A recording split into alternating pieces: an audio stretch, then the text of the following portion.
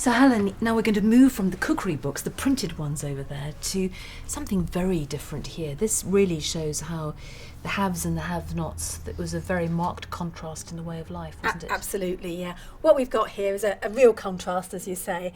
There are two books here from an 18th, early 19th century gentry household. Here we've got the Workhouse dietary. This is from Aberystwyth Workhouse in 1880s. This is a bit sad. This is the Workhouse diet. Victorians, of course, are wonderful at making lists of things. So depending on what sort of person in the workhouse you were, if you were a little child, an older child, the able-bodied or the aged and infirm, you'd have a slightly different menu, slightly different diet every day. But if we look at what they actually ate, it was very, very high in carbohydrates, because as we know, that fills people up, but it also keeps them a bit quiet. You know, you don't have too much protein in your diet and you don't riot. No, this is very different meat, isn't it? Well, this is all sorts of different things in here.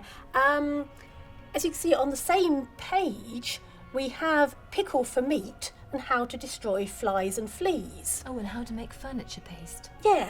You had to be very careful, of course, when using this book, not to confuse any of these. We've got all sorts of different things in here. A sauce for pudding, India pickle. Both of these recipe books have quite a lot of Indian references in them, and I think this is because the family had Anglo-Indian contacts. They actually spent a lot of time in India, and they brought the recipes home. But what's lovely is, you know, just looking at the writing and feeling like you're touching history. It's Absolutely. like a really close connection with whoever wrote this. Absolutely, yeah. And sometimes we know not who wrote it, but who gave the recipe. I remember looking at one of these books a few years ago, and it said Mrs. Wordsworth, and I was so intrigued as to whether the Mrs. Wordsworth. That's what I was really intrigued about. But what you can see in these recipes is you can see spices being used, you can see fashions for particular ingredients, the availability of ingredients. It really is, it's like a culinary history of the world in a way. That's fascinating.